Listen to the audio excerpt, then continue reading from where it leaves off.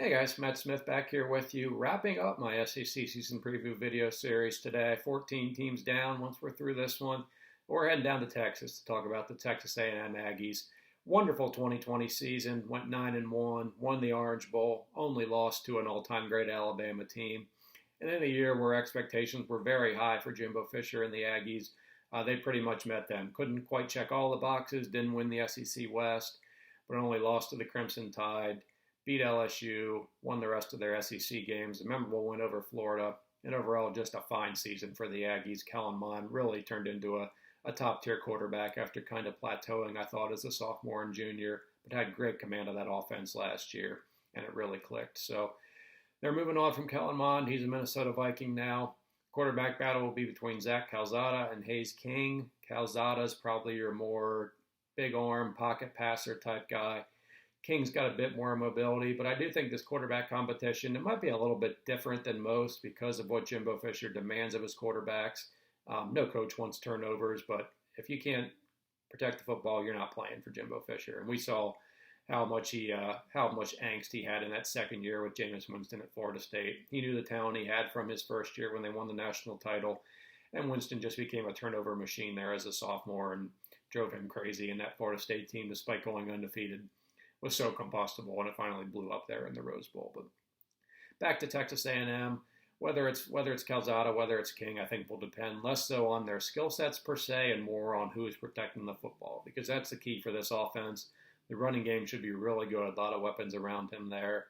Isaiah Spiller's back, Devin Achane, Nia Smith is kind of going to be your hybrid receiver running back type guy. So that running game should really rock. They were good a year ago, and nothing much should change. Offensive line does have a couple questions there. 4 starters gone. Left tackle Dan Moore, one of them. He's now with my Pittsburgh Steelers. So they're going to kick Kenyon Green over from the right side. He'll be the left tackle. Luke Matthews hoping to establish himself at center after battling some injuries.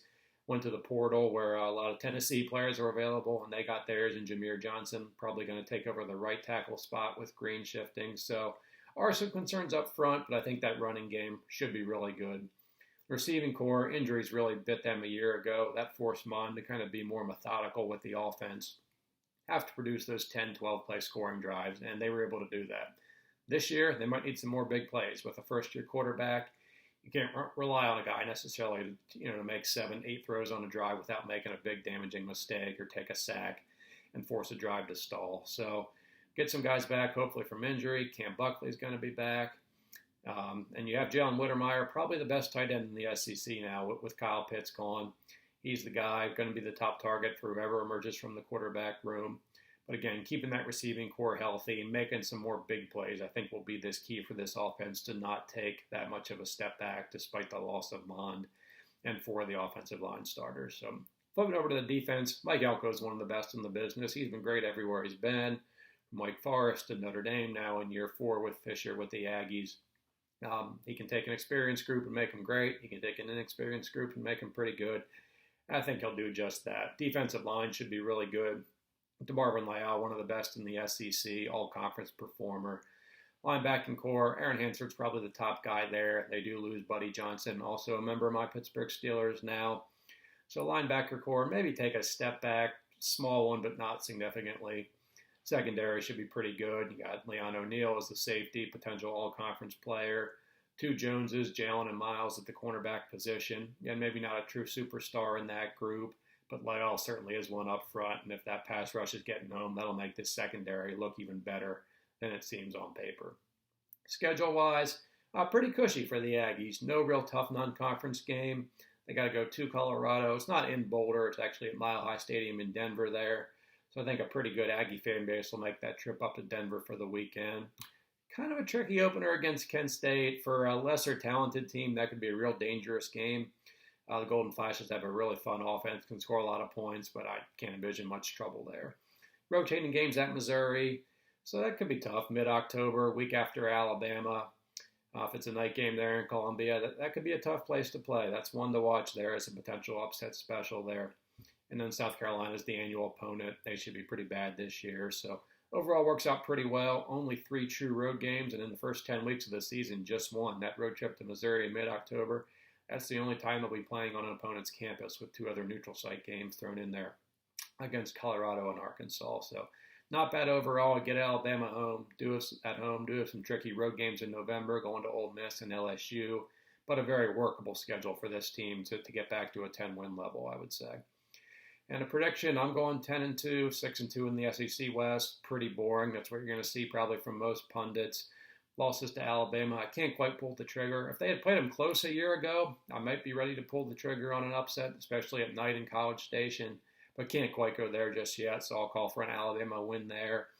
Then I also have them losing the finale at LSU. That could be a circle the wagons game for Ed Orgeron potentially. So in Baton Rouge, a place where they haven't won yet as an SEC member, I'll say they drop that game. That still means some big wins. Going to Missouri and winning, as I said, that's an accomplishment this year. That's going to be a good Tigers team. Going to Oxford and beating Ole Miss, that's very successful. Auburn's probably not pretty good, but they're 4-0 in College Station since the Aggies joined the SEC. So finally for the Aggies to take care of Auburn at home, that'd be a successful night, I think, for them as well. So 10-2, 6-2. That should be good enough to get them back in a New Year's Six Bowl. So I have them playing Iowa State in the Sugar Bowl. I have both Alabama and Georgia making the playoffs, so as the next highest-ranked SEC team. That would send the Aggies to New Orleans. I believe it's been about 20-some years there since they played in the Sugar Bowl. I remember them playing Ohio State back in the mid to late 90s with the Wrecking Crew and Dat Win and those guys. Some fun Aggies teams there. So have them going there. Playing Iowa State should be a fun matchup to end the season and a matchup of former Big 12. Wouldn't call them rivals, but conference opponents at least. So that's my thoughts on the Aggies. Let me know below if you agree, disagree. Reach out to me on Twitter, of course, at MattSmithCFB. Got my written preview posted at southernpigskin.com. And thank you all for watching throughout this series. Really appreciate the great feedback and can't wait to get this season started. Thanks, y'all.